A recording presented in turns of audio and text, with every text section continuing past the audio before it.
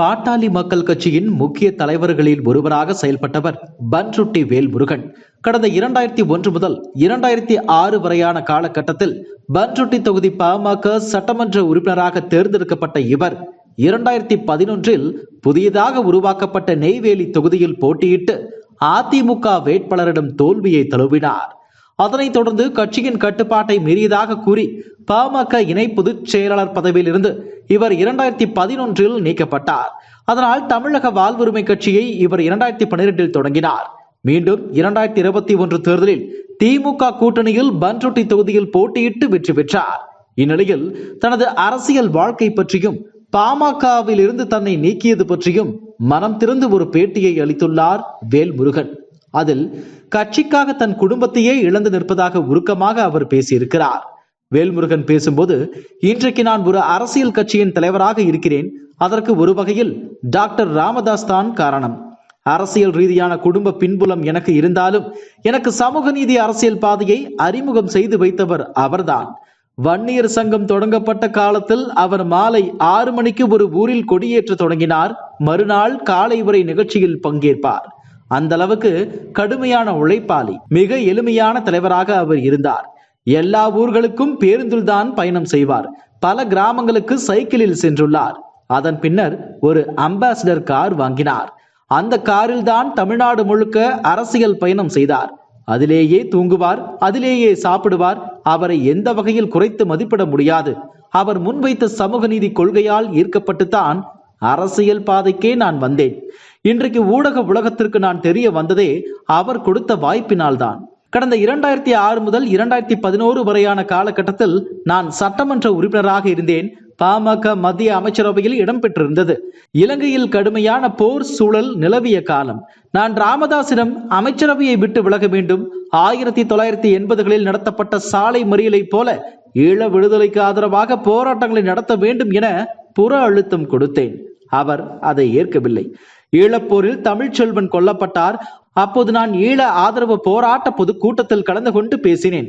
கட்சிக்கு 10,000 பேரை திரட்டி இலங்கைக்கு போவோம் என்று உணர்ச்சி வேகத்தில் பேசினேன். எனக்கு இலங்கையிலிருந்து சில தகவல்கள் கிடைத்தன. அதையும் ராமதாசிடம் சொன்னேன். எந்தவித ஆதரவும் இல்லை. அன்புமணி அப்போது அமைச்சராக இருந்தார்.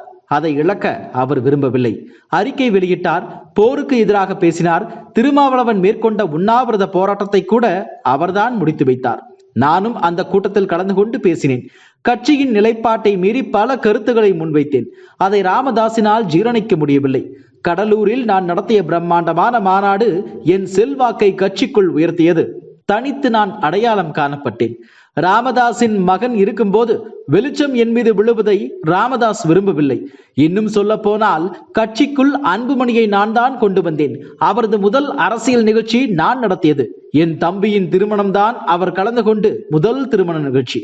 அவரை முதலாக டிவி நிகழ்ச்சியில் பேச வைத்ததும் நான் தான். அதற்கும் ஏற்பாடும் செய்தேன். பெண்ணாகரம் இடைத்தேர்தல் குழு என் தலைமையில் அமைக்கப்பட்டது. குரு முடியாது என ஒதுங்கிக் கொண்டார். ஜி.கே. மணி பின்வாங்கிவிட்டார். நான் சில கோடிகளை கடன் வாங்கி தேர்தலை சந்தித்தேன். ஒருவருக்கு கூட பணம் கொடுக்காமல் ஆளும் கட்சியை 2வது இடத்திற்கு தள்ளினேன். எனது வளர்ச்சி பற்றி தவறான ஒரு எண்ணத்தை ராமதாஸ் மனதில் உருவாக்கினார்கள். ஆகவே அவர் என்னை வளரவிடக் கூடாது என்று முடிவுக்கு வந்தார். 2011 திமுக காங்கிரஸ் கூட்டணி வேண்டாம் என்ற நிலைப்பாட்டை கட்சிக்கு சொன்னேன். சசிகலா கூட என்னை போயஸ் கார்டன் வீட்டுக்கு அழைத்து அதிமுக கூட்டணி பற்றி பேசினார். அதை கடலூர் மாவட்ட செயற்குழு கூட்டத்தில் போட்டு உடைத்தேன். தேர்தல் கூட்டணியில் ஈடுபாடு காட்டாமல் வேலை செய்தேன். தேர்தல் முடிந்ததும் என்னை ராமதாஸ் கட்சியில் இருந்து எந்தவித விளக்கமும் சொல்லாமல் நீக்கிவிட்டார். கட்சியின் இணை பொதுச் செயலாளர் நான். என்னை பொதுக்குழு கூட்டாமல் எப்படி நீக்க முடியும் என்று ஊடகங்கள் மூலம் கேள்வி எழுப்பினேன். அந்த நேரத்தில் அன்புமணி எனக்கு ஆறுதலாக இருந்தார். பொறுமையாக இருக்க சொன்னார். மீண்டும் என்னை இணைக்க நடவடிக்கை எடுப்பதாக உறுதியளித்தார். வன்னியர் சங்கம் ஆரம்பித்த காலத்திலிருந்து 25 வருடம் ராமதாஸ் குடும்பத்திற்காகவே உழைத்திருக்கிறேன். என்னையே போகிற போக்கில் வெளியேற்றினார்கள். மன ரீதியாக பாதிக்கப்பட்டேன். உடல்நிலை பாதிக்கப்பட்டேன். என் துணைவியை இழந்தேன். அவர் கட்சிக்காகவே வாழ்கிறேன். பணம் சம்பாதிக்க தெரியவில்லை. எனக்கு சம்பாதிக்க தெரியவில்லை. சொந்த வீடு, கார் எதுவும் இல்லை என்று என்னை விட்டு பிரிந்து போனார். அந்த அளவுக்கு என் பொது வாழ்க்கைக்காக என் சொந்த குடும்பத்தை இழந்திருக்கிறேன் என்று ஆதங்கப்பட்டு அதில் பேசியிருக்கிறார். இதுபோன்ற செய்திகளை மேலும் தெரிந்து கொள்ள எங்களது யூடியூப், ஃபேஸ்புக் மற்றும் ட்விட்டர் ஆப்களை சப்ஸ்கிரைப் செய்யவும்.